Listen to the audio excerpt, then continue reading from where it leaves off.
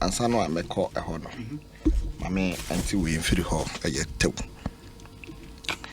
obi emra Alfred ekasa no osio hwan na oba ya enema obetete so obi a metete enema so obi yenka so obi metete enema so ne yeka ne se obewra ne economy ni ye se ne be ya enema bo no kra no se be kosoro a the rate at which be kosoro no e minimal enunti ana de bia no yeka inflation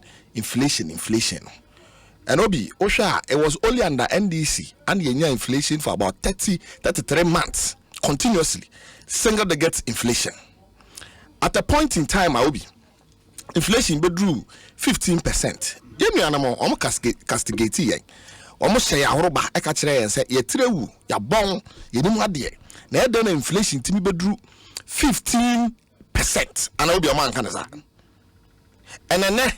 ene ma bo kosoro bibia akosoro ye kan musiyo mamon kan obi ani ho a wa man niema sebe boaye den abafem but obi hwe the grade at which niema bo kosoro sese no a it is very alarming and obi mame no just some of the friends and niema no a ene ne bo akosoro no ene o ya baba o ya brand ye na o ye adwuma na watumi ato asase obi na so pese usi edan a obi enkan cement na yen under 2016 near tono just 25 Ghana cedi no and cement kekako about 100 and something Ghana cedis obi it is a baburu a oye adwuma no be so si dan obi obedi si dan look at the percentage increment 25 to 100 Ghana cedi 75 Ghana cedis increment adan obi hwe fuel emra na ye woga abamu at some point in time na fuel no na ye about 14 Ghana cedis and obi meboa mo ba ye ene fu ohwe ba bia ne nam ne ye tono eye liter no ne ye tono e friends and gallon no ene mo tono as liter the price of a liter and also obi we shouldn't talk about it ene ma bo no I skyrocket to the extent say inflation ko ya ko do 54% obi and ano kra no o hwe mo figures no mo de buy no a o hwe obi say Professor Hank the figures were there bana there were disparities etutu mo say buy no kra no they were massaging the figures Obaka ba umia. Oko amalata. Okay. Okay ba umia. Emna dey those days, the inflation was so inflation na dey ba no kra no figures no ya massage no oba eye malata marketer. Oto niam na okeka bomu a na benya the true reflection of the inflation in the country. And what is the true reflection of inflation in the country? And no ho asem na obi. E wo se ye ne yeka. E bia obi. Okape awusio. Na mo kra no mo time. Na economic ayibia mai manyo how bia manya manhunu bia no how ne manhunu enami eye COVID-19 ene Russia Ukraine war ene de aba hey na Russia and Ukraine na ntokona si omo ko tokwa na kra no omo na mo how mu sa obi misrembisa wo omo na mo how mu sa on mismanage the economy ama how manhunu abato yan ne ye ka o ma ye nka ene obi ene we have to set the records straight. No mu say or how na manhunu koda na ne emamu no ahotere no abeto Ghana fo no obi enye Russia Ukraine war na de den e de bai obi o hwe before a year COVID-19 obi my job online enye mo station se my job online mo station obi fa set match 20 a year your friends in 22 hwe my job online o say Ghana's economy showed signs of challenges even before COVID-19 World Bank. Obi anyame na mebo misiri waka. Aya manjo online I publish say World Bank say Ghana ne economy no it showed challenges.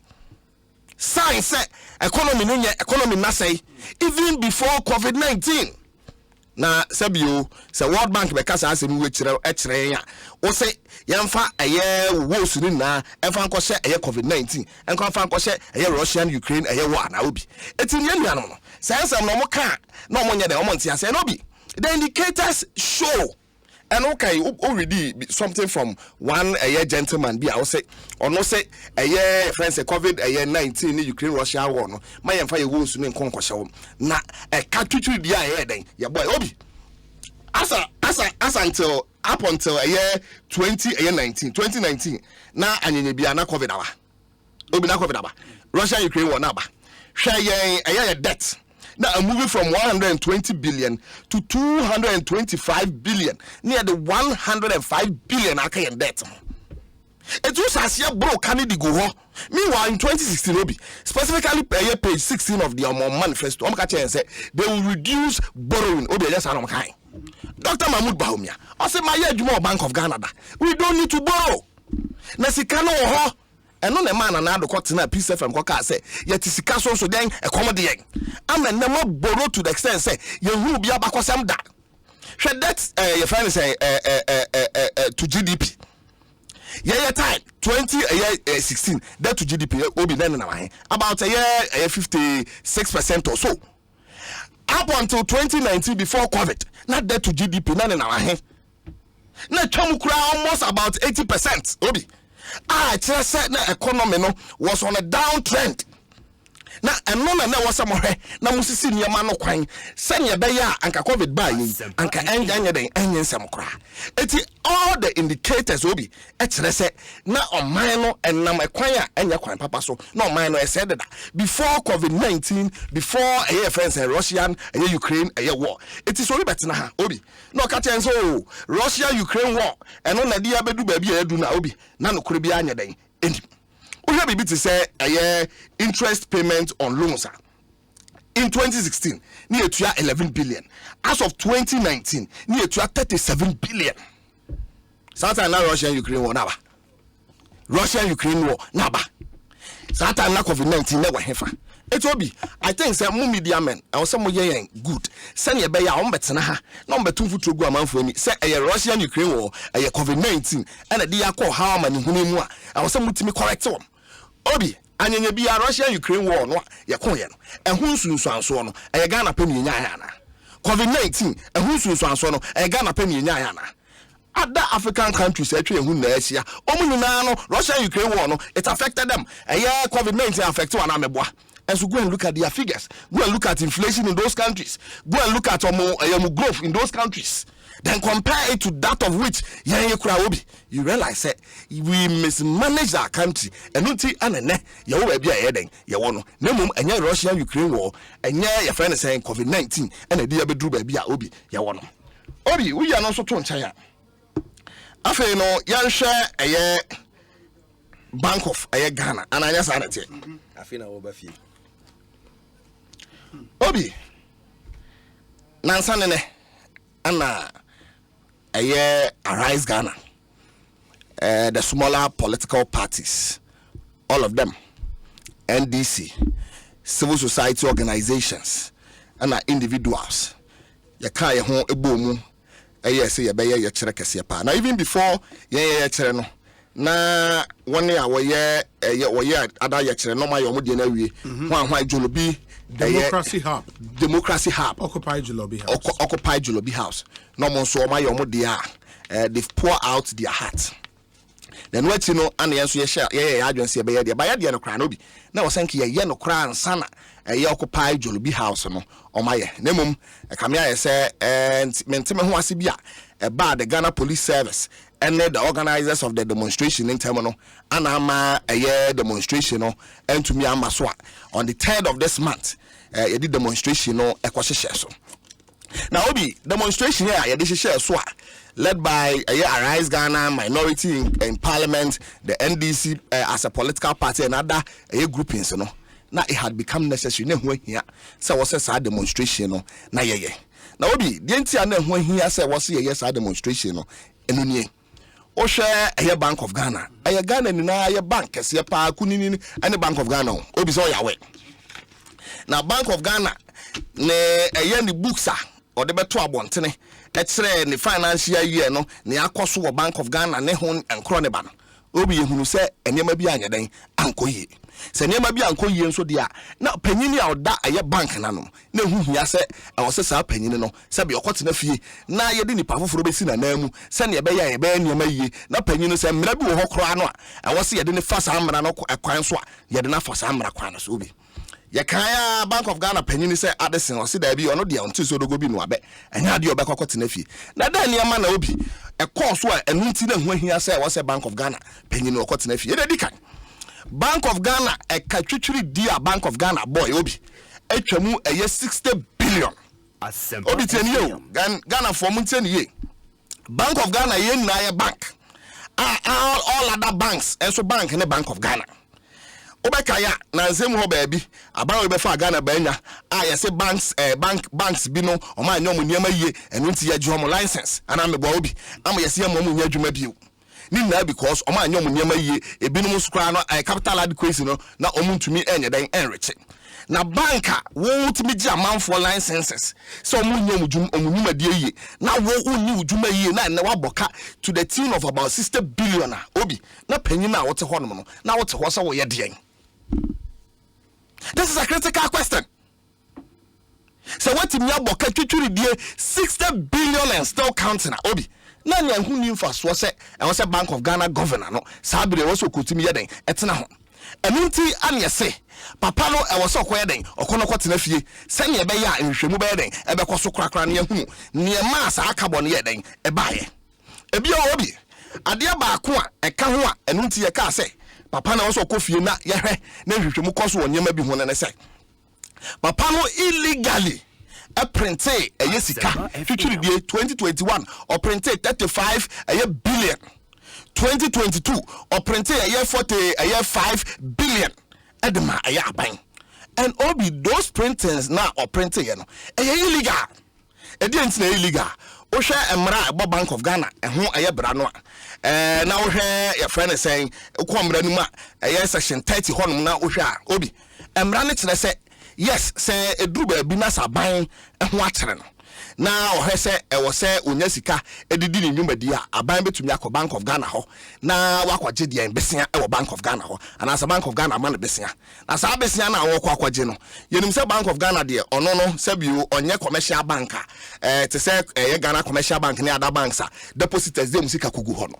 enu nti no no besia no de bank no de be ma no e just wa print sika no dia eden e de amam na Ghana mra so kire say the Bank of Ghana ever printing says cano at the Amabanya. Also, I was printing more than 5% of the total revenue of the friends in previous year. So the question is, your total revenue in 2020, the total revenue in 2020 obi na 55 billion. And so Bank of Ghana printed 35 billion the Mabano.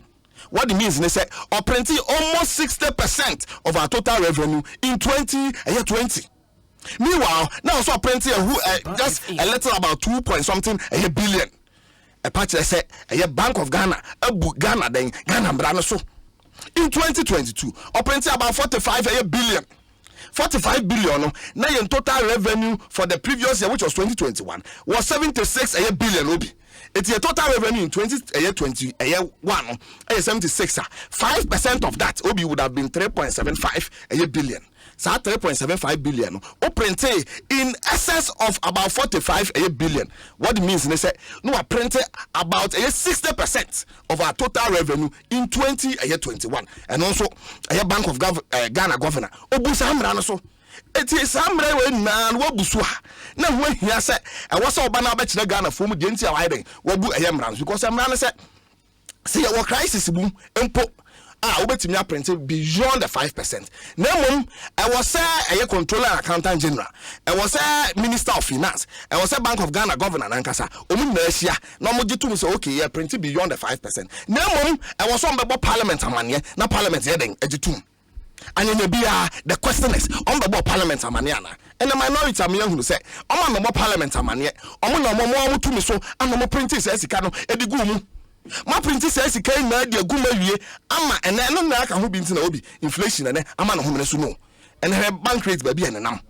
So because of all of these things and the ho kire ene koda na ma ne hunu abeto Ghana for so na Bank of Ghana governor oh yes adie we no ugusu te ho kona kwatena fie na yenya hwehwemu ne yehunu kwan e be fa so a ye be solve issue na also de won so dogo bi no abe o de baby a wote no ehwa na obaye den obetena it's obi na ho hia se wo se tie hu gu montena so ne ye kire yi chenchenche editia eye Bank of Ghana eye no obi ade ba ko so a omo ye ya na etwansum na ye dwene ho ayente ase na Ghana for the kwa dwundwune ma enye yiye ne say there was overspending the way and manner omo spending your friends and the resources in the Bank of Ghana no obi na eye bitwam and obi my hear some of the enema omo the Ghana for Yensika, now, yes, Obi Messi. Obusha, a year Bank of Ghana. Over on financial statement on the buy. Almost spending 131.6 million on vehicle maintenance. Say, okay, say, now o tight, uko change tight, change oil, kekeno 131 billion obi, a million obi. What the battery was kanwa about 1.3 trillion. And the Bank of Ghana at the car type. Ghana for Muteni you. 1.3 car type. Now maintenance area. And how many cars near can was Obi, other areas in Nakas, you comment in Obi, if you Bank of Ghana, how many cars no? So Obi, you see you maintaining the cars in Nane, you are saying now, see a year. Now you can see a talk for a crowd, you talk Simon Edusa. Obi says he can Ghana phone says can I say. So I said 200 Ghana cedis note. Obi, now she show what to commit them. Obi she from her to Balgatanga. Says can I say from here to Balgatanga. Obi na Obi, it's a say the Ghana phone. How to Balgatanga articulator cars na be back say. Oh, Obi any chombe 500 oh. A chombe 500. It be a 200 notes. 200 note ma. 131 million Ghana cedis, over 1.3 trillion. This is the money almost on the sack tie. Tieni, Obi yana so to nchaya. Almost on the 67.9 million at the computer related expenses. Hey, now computer you say a ton say. Obi desktop aya. Now also computer related expenses. A purchase of man to computer. Mouse say ni akoto mouse. Keypad say ni akoto keypad. Obi nya a software ni akoye. And on 67.9 million Ghana cedis, 670 billion old Ghana cedi. Obi aden. Anya bia computer no ye heaven ana. Ana him fa ye computer no. Computer related expenses and yes so computer for Bank of Ghana governor now you disika SN kwa in this regard Obi. So the free honum near here near kwa ye befa so near bank ni ye na ka ye de no se be nya wo de also nya den also Obi and wachi almost the 97.4 million on foreign travels. Enye me hu no man penny is $15,000 at the higher private jet every hour. Now Bank of Ghana governor ebe use 97.4 so mo di tutu kwai. Obi tienyo foreign travels yeko Togo yeko Burkina Faso yeko Ivory Coast enkwa 970 billion. Obi says ka we iska kuma. Obi says ka we hwe e mamba wa na agbasesa. Hwe kodwom e na manfo dwetira. Obi for a krum and taxi drivers so muntimi nkwa adwuma because full muntimi to says ka we client me fan subsidize full farm woman and client me farm adwum for sabe me farm mo fa ndi Ghana o se foreign travel aden aeroplane bank ho na mo for Obi and mama says ka Obi almost you dey 32 million on communication expenses that is Obi unsu GB. Bank of Ghana say Obi awasempa any multimedia 32 million o ma mo bi Obi wunya bia na. Na communication expense. Oh, na communication expense assessment. No, there. Assessment we be there assessment. Na say communication. Oh, you get am power asem no. Assessment atie from. The Communications Bureau of the NDC. Nti wo dey check budget am the brain center for. Say the bureau the that secretariat would have more aspects. Say the on ba be advert anamboa. The on ba press conference. Mba kwaje mo sole kakra anya sa na te. You be cover. Mba cover. You be fan live. Na ma sole kakra. Say fan live you have to pay for the airtime. And no 32 million Ghana cedis. 320 billion. Obi, that 320 billion the bass and power mo have number adwuma. Another body. Mobile you go and set up your own radio stations. You know how many stations aside you betting I set it up. And BOG governor has the temerity therefore to tell Ghanaians say or they say your communication expenses. Hey Obi. It's baby here doing Obi. Obi you no so to in Chaya. O time as I say 357.9 million for supervision. Say Obi Muahi now producer Banu Abeka Chiro. Obi we no I was so when I say say no kwa no 357.9 billion. That is about 30 something trillion. Obi ubodi yasika no bodi enyi. And I guess our Bank of Ghana governor oguso te ho.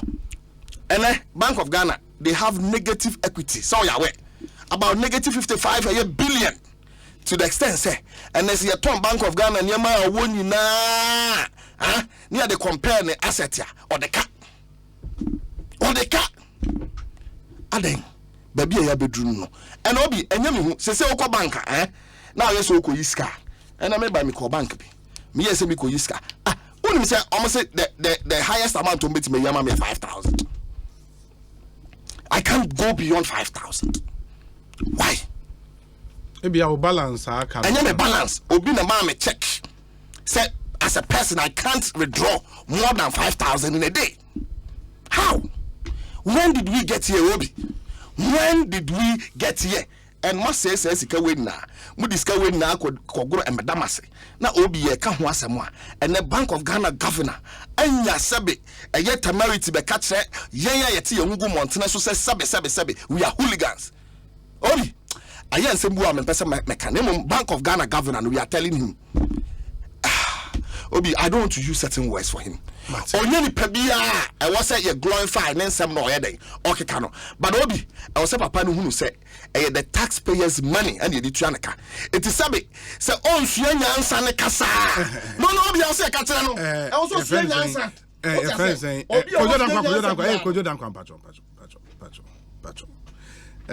For one no mam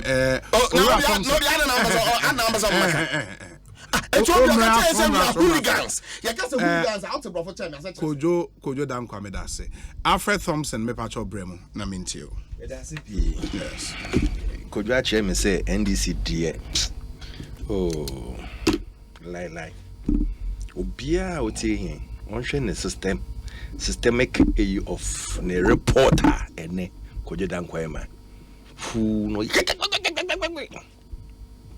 na wo hwe dia wa ka nyina wo bisa won say seriously speaking NDC omoti dia ekoso na ase ana seriously speaking omoti dia ekoso na ase ana wo bet na aka che say your friends say fuel the duane we yen na ya akose ma akosro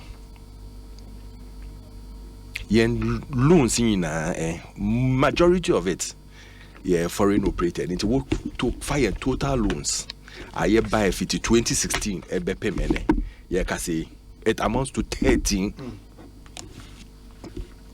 billion dollars can dollars at 13 million dollars billion dollars so billion dollars can you see almost 5 years of Mahama or buy no 4.5 almost 5 of Mahama or buy no total loans almost 5 you're $21 billion. You're transferring to see this. Now we are now I catch him and say who is borrowing more than who. Those figures are you said the foreign component of our loans? The total loan. We loans in our we are you price it in dollars. Yes. Then you use the current exchange rate to do the differentials. Into yen for 13 billion. At the current exchange rate, now you have 21 billion at the current exchange rate. Now you sharing power spend this car more than the other party. Ghana. So if you don't know, go and check. Now why name so catch Kojo. And I'm giving you the facts. Ghana 40. Obiani. Omunko check it. Total loans. For the time I take you over to date, you're adding 13 billion. 13. Omomo adeno 21 billion. They moved our loan time I could hand over to them no from about 9 billion to 30 billion to 120. American dollar component. American dollar. When your loans you share dollar. Okay. Before now we use the current exchange rate. Now you're breaking it down. Okay, Sana yen.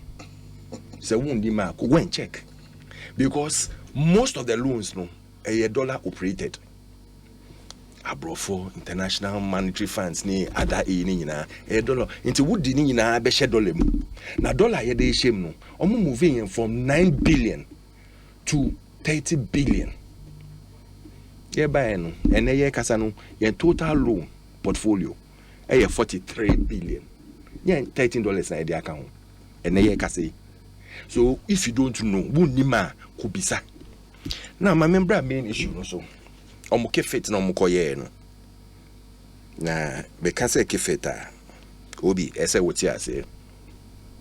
any serious minded person onim say onim what opeso oya or the nyama to 2 years sir un sorry keke nko ne nam na wo wia na wa be ka chen say o me call asan babio I didn't make us sir omo call Bank of Ghana no omo call with a purpose there any purpose no ye the krata ekoja ama Governor Addison na krata ne den na ya tru say who Governor Addison yes you wa wuji yes sir go and sack yourself. Resign. And resign and yes, sack yourself. Resign and yes, sack yourself. Matro say one kasa you wedi. And that is why I said it's a key fit. Resign no. Who per se obi resign ya. Obi. What has says ya no. Say company per se will resign and one never true. Nye HR.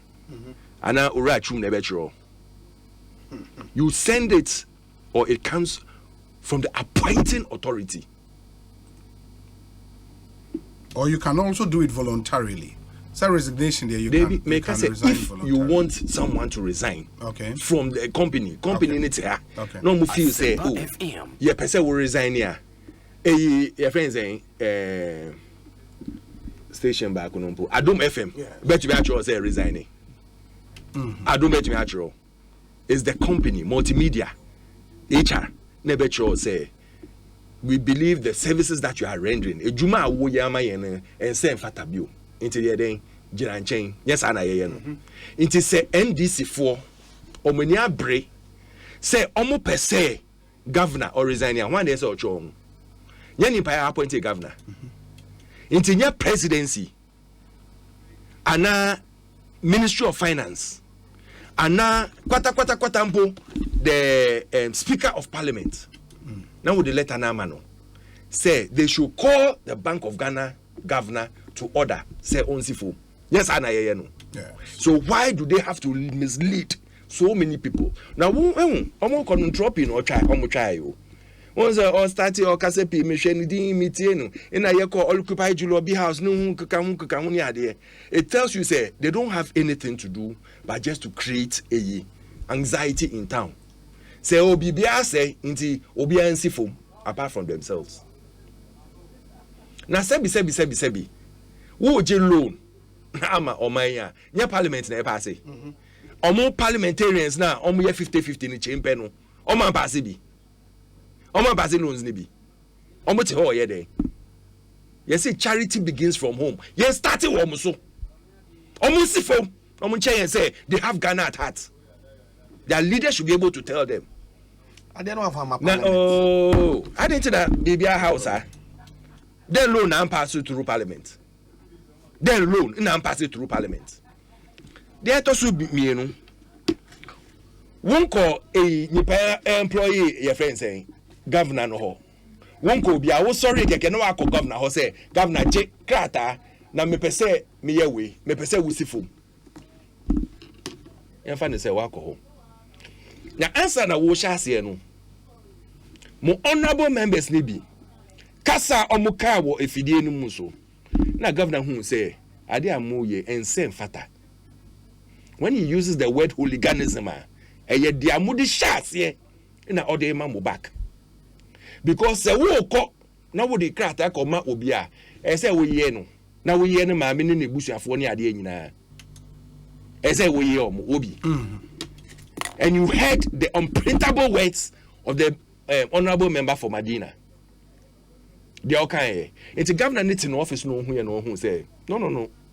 Say what to me you hear me and son obeba me ni ma. Why should I also come to you? Into my minsma obia or report it to me directly because they see how they mean say ebi am begina we nimpo na wo de bibi wo me ana me wuko. One permit na we to me kan sem njama ite saa. Ma minsma obia or share yen security nyina so ha. And the man reports directly to the governor of the Bank of Ghana. Because in the banking establishment, your head of security reports directly to you, the head. Want to mean kokanche obi, I want to mean kokanche HR no obi.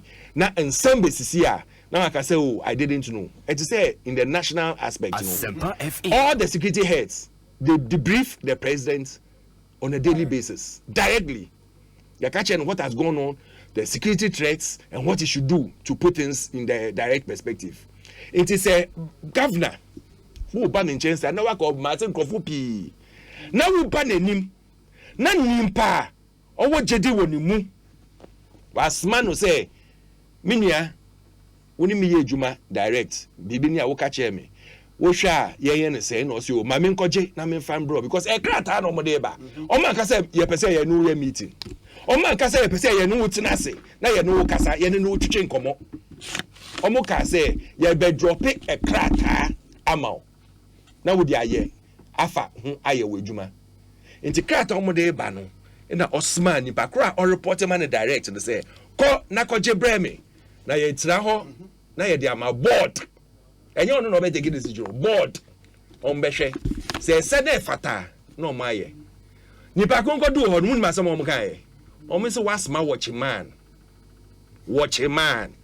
So on Beje Crata and a mano. And yet, ye na why ye mano. And ya Roba no channel. Say, Obia, or buy no so, or introduce, Mokacha and say, or introducing one chemo. No car or bonny didn't show. The wing commander ABC.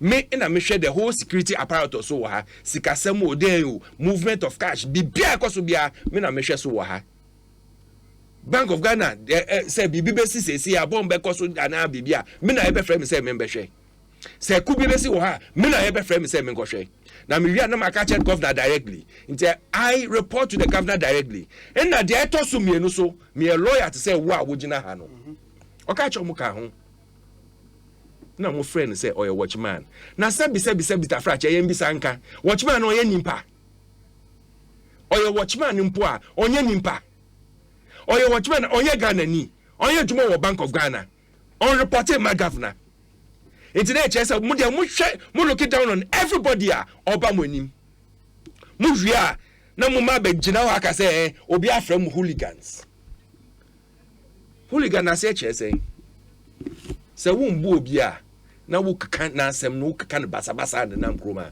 wo ye hooligan se obi abegina woni ma ka che o se me ina me hwe e ha nyi na security so me ye wing commander wo air force mu se wo nim rank no enya small rank o wing commander no resign here me wo NIB no nimpa kra ye you say as a head of security was a former my friend saying police personnel. Yeah, you see, yeah, for big say, oh, dear, we win the masters and now we win the degree in one on Umbra and you. We use retired police officers or military officers because they understand the security, almost hands-on security. It's your smart peninsula now. Already so often Air Force monoso, but call your law so account. It is a bad legal aspect, or tiasie. Now, my begina how are you no? I said no.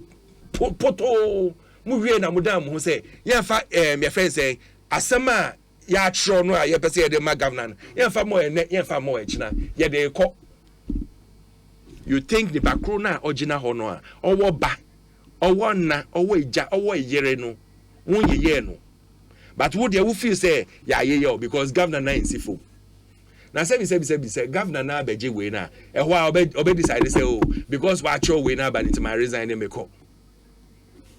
The governor ne begia or begina ho na so aka say o ma kan ade no me hu de ewom no enti mo se me resign me call governor no officer and officer echina time mo ka say governor 1 year de crampo no na all the central banks in the world almost year 2022 and Ghana was adjudged the best central bank in the world. Ghana was adjudged the best central bank ever we are seeing. All the central banks. Time mo kase governor yen ejuma year. Na 2023 fintech. Ghana was adjudged one of the best in fintech. E che ujumadia ta governor ni e di ato ho. 2008 ye fi aban no mu. Gold reserves akufoja was 8.7 tons. Gold reserves are yet to say oh yeah reserve near there. Governor by or negotiate say yeah use gold as your reserves instead of placing dollar. Yeah they to na dollar no to me dey juma. in a World Bank na agent kakra in a way increasing moon feel kufor fees to now mobile no meant to me increase gold reserve na moon fees in 2016 no na gold reserve was still at 8.7 tons and na ye ka say governor to me aton kakra may do 15.1 tons 15.1 tons such a governor owo adwempa all share on my paso na all done nyama manyama ye no wo say governor ni resigning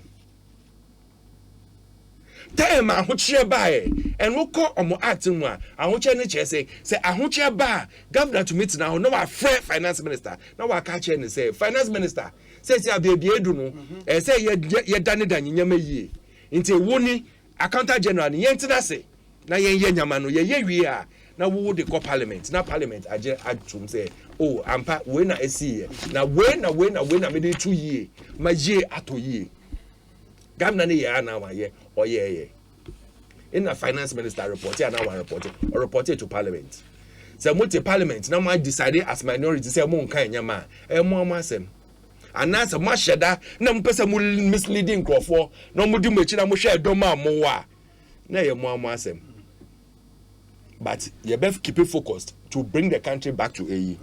Now, country director for IMF, Enra, in a Oshia, your friend say, Oshia IMF, omo na we no.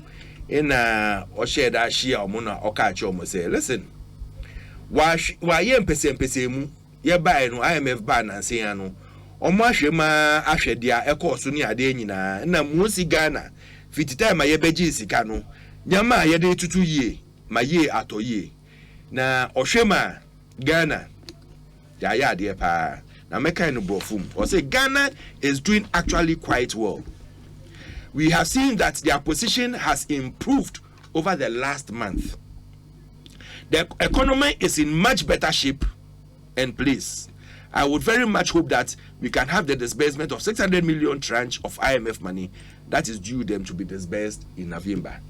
Let's say, nyama 2 years. We share food inflation are dropping by 9%. Now all kind inflation, all kind nyama say ye can say omo fa nyama go for no. If you say ye buy no, we drop inflation to a single digit for a very long time. And son Russia Ukraine war neighbor.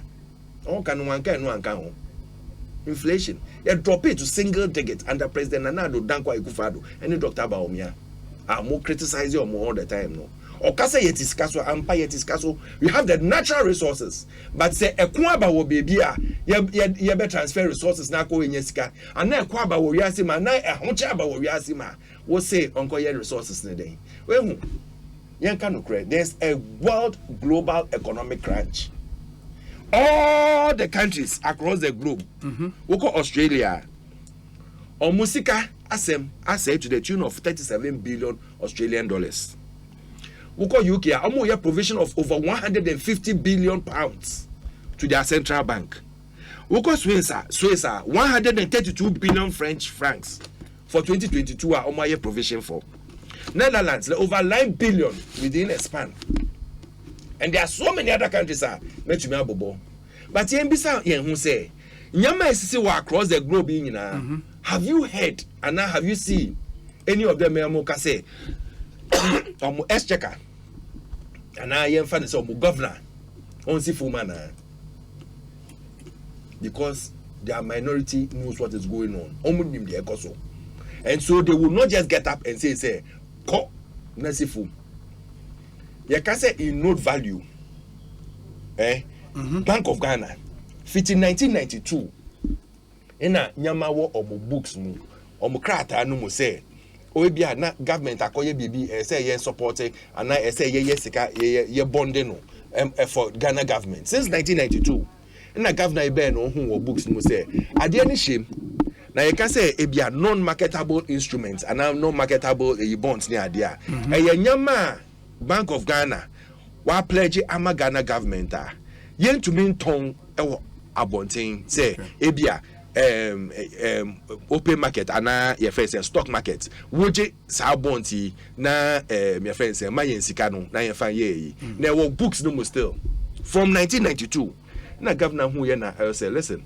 yen sika yenya ya profit last year ya profit the year before ya profit the year before yen sika yenya ni nyina no yen bɔ modern na yen fa bi in your provision in the bank. So what you do is that first of all be your provision for it. You make it, you write it down, because when we say yentua after some years, no, you have to make provision for it. When you provision, then you write it off your books. Into will profit na wunya no na wodi erode ana sika ubenya excess money no na wodi papa nkakra. No, yeah, provision for it. It's a note a. And not just a Bank of Ghana. MDC will have this year. And not just a Bank of Ghana. Aboka. And not just a Bank of Ghana. I am bankrupt because I am bankrupt and I get to bank. Bank of Ghana, yeah, the whole Ghana, yeah, bank. Now, I to bank because I was I am bankrupt. Not just say to me, to me, but they are working because they are notable values, and it's in their books. So you make provision for it in your books. Yeah, buy no. Yeah, Bombosa to 2021, and I Ekosiisen war 2022. Yeah, 2020 and 2022. Na Ekosiisen war Bank of Ghana. At that time, in a 0% equity financing. And this who show my books in my Omuje Bosa to time IMF Bapea no Munje 2016. Any another year. On no Manjiska Bank of Ghana. Every continuous year no Manjiska Bank of Ghana. And you come to tell me say you are a far better government than us. Now me see from Krano. Minya. Whatever we have to do. Ma ahochie na aba wiase mu no ebebe fom e wo Ghana ha no ye be ye afem there as MPP. We don't care who it is. We bet to me akoke fit be 100 times. Your focus is to make sure that the ordinary Ghanaian over there ya ye bia che no pay no ye be ya che no biom say MPP government ye nim ade a efe ye nim ade a ye ma ye yie na ye be yeso ma ayeye ma Ghana ahota ba ha ba ye nyina. Me that's papa. Me will bear 2 minutes. I will say me end the program no. Could you? Yes. 6:30 we are wrapping up. Your microphone here, and then if you have something to say in a minute, I am. Obi, the Edikano. Minia Thompson say. She said the loans no besiano and this year bo besia che. Because we be sending me message. Nipa na say, hey, then na Thompson keke. Hey, Obi. The layman on the streets. Nim say a ban besia ba. Oka chance on more besia. And obesia wa bond twemu over 500 billion. The layman on the street knows. This is no news. Eti Niaminia Thompson kano. I'm saying someone no on tiase. Ebio. Also, omo ni sika free Bank of Ghana ho. Na sika omo je no just 2021. Pepe. Unu say under President Kufuor. Embra no na obetimi da sika free Bank of Ghana ho no. Na onye more than 10% of the total revenue of the previous year. So oyawe obi. Under President Mahama and you be review no ba. 5%. And I'm a wabi. So the question is, Obeje in 2021 in pa. Ofa amra kwanso na ode jeyana. Na nyinye bia he na ojeye. Say young fan is President Mahama J even throughout the year na. Compare here ojeye na here President Mahama eden ejeye. What did in the excess of 77 getting to 80 billion. And on na yenya the negative equity our bank friends of Ghana. And Okatre and said, and no, any idea was here. Can say, be also Parliament, Adentina, minority motor ho, and Mobuama, Sabesiano, Yetimeje, he, Obi. Adia ye king, yes, say, Bank of Ghana, and Ministry of Finance, I'm on the crowd, my Parliament. It's minority no more, edutumo, where from that? Adia, we have my Parliament, the better than I am minority, Adiatum.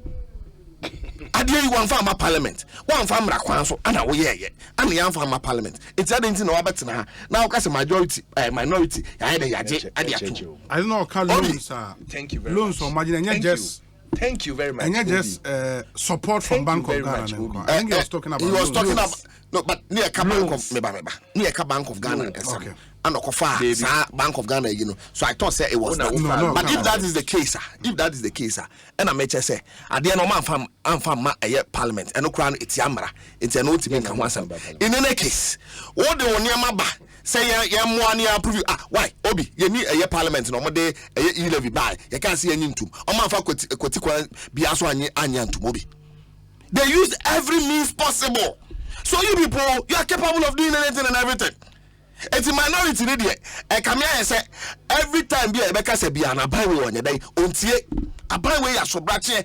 And then what better na also MPP be ye no you Ghana or how the woman na year from President Kufuor catch say 1.5 years will not be nyahe. Now who are better na Rebecca so bit baby. Ono ya to Obama ya to Obama. Ya to Obama President Kufuor. Also he can do anything about it. It's a bad then na what better na no one can say mumu betimi ya yes ade no. Obi ebio. Finally. I say asam no papa no kan Addison kan see ye hooligans no. We attend the woman na dey. Obi hooligans. Synonyms for hooligans. Hoodlums, tax, vandal, ruffian, rowdy, troublemakers. No be a whole governor. It's because I say rowdy. Minority members of parliament. We are hooligans. Papa no anya bia sabe oko school no wansua synonyms near yana. And I can not see obi. You see, obi baby yedru no. Me see. Baby yedru no. There was say yet no te ase ne say. Okay. Papa no wasai Ghana. Waboka twitwiri die dia ya de ato ho. Ehu behia anka wose na nado. Ankasa kura eden. Eyi na dino di nipa afroba. San ye be ya. Eye how ne ma ne hu ode abeto ho Bank of Ghana no. Ye be he ye sia no. Me da se pa me nia. Alfred, yes. Obi me da pa say wa say see a wo twen na so ba hu say the loans assemble. And that was what I was speaking in context of the loans. Say see a wo say naka one fan be man na person or twisting no can say Bank of Ghana. That is how the NDC operates. That is signs of hooliganism. On say Governor Frem say omo ye hooligans. Now we are here ruffian. We could now say what the petition brand now we ye na mame na cancel ade nyina. Enye hooliganism, enye ruffian. We ye ruffian. Synonym say bia no ntia say ye nche no ye. NDC is no option. And they've never been an option in Ghana. Much and time and over again. The 19 years rule they couldn't do anything for us. To me, in 19 years continuous rule. And then a year Ghana say, let us go more and you see more. Ahuchaba more of Obianim. Sa Ahuchaba. Obianim say Ahuchanya Ghana kwa baby. Every country you go to, one way or another, Ahuchewa. And I pay me my example. My example say, me call Singapore. Singapore, ye praise your money na ni ade. Uko to eduane. Na omo tissue ba kwa omo ji usika. Tissue. Paper wo de paper wa no mbo gege. Omo ji usika wo ho. Nti omo tissue me no omo ji usika. Ye nya ne sa. Yeah, very lucky. Because nyama pi wo wa ye nya ne free. Wo can say obi go to for tissue bo gege. How we break rules? Say omunti bi da. But we are na money e call. Mo hwe Singapore, mo si Singapore here. Mo hwe ha mo si ha here. When you are ready to pay for everything, you will get everything you need. But coming back to basics. So start abo. Wouldn't say nanka say ye ma free education nanka e bia akola by now otua over 10,000 Ghana cedis every semester. Sa 10,000 Ghana cedis no ye yi na fi ahokyerem. Okay. Because of the free education. And then my mini papa on the go school for free. Now cafe no go to 10,000 tuition fee. No we are to atade we to job box trunk eduane or the bekoni ade nyina. Sa ade nyina government afasa e ka no. No say ye nyina ye hwe even without and within all this change no. And that difficulties no. Ye we nyina amamo. E fa na government na ye ni. Anana na do anabo Dr. Bomel wan ye ni ye. E ye ndwenko ichie. Na ye hu say ahoche buy empo government absorbing nyama pia or yamahen ahoche buy under a cholera eku okof over 200 omuntumi manage ne mpo no na that time no mutu nsuo I say we dey wash wonsa na wonya cholera no mutu nsuo na ye time COVID buy no ye hu say nsuo any electricity essential commodity at that time. At least ya be cry ampo 6 months to a year. Yet to me they no to nchen say parenting ya ahoto no mo fa ye nyama pi. Parenting ya ahoto. If you are paying COVID tax now to defray some of the debt. In Chese, that time. They say more you are paying for it. Oh. If you are paying, if things are going up now, in Chese you've paid for that period. That period need trim. When you are free. Could you done that time when we girls say akoto aduane amomo na nsuo na wo use wo na ye free omo betwa wo ofia nsuo omo be use e free electricity omo dem e free. Okay. And he knows Thompson where credit is due no we give it to it na ye da na nado ase ye da orad ba omi ase ye da omo nyina omo afa omo adwen say in all these challenges no omo ye magana ye agina ne na so na ye sre nyakopon na dom ewo mo so na ommom nyansa kese no mo fa ye adwuma ni yie na ye nyina ye ho ntoye 94.7 na me sifom na me chia oraba omi a sesi a owo bono ni soro ho nyina oye na adwuma owo soro ho oye na adwuma edeko meanwhile no na opponent almost radio station so Canadian phone say they are looking like there is no tomorrow.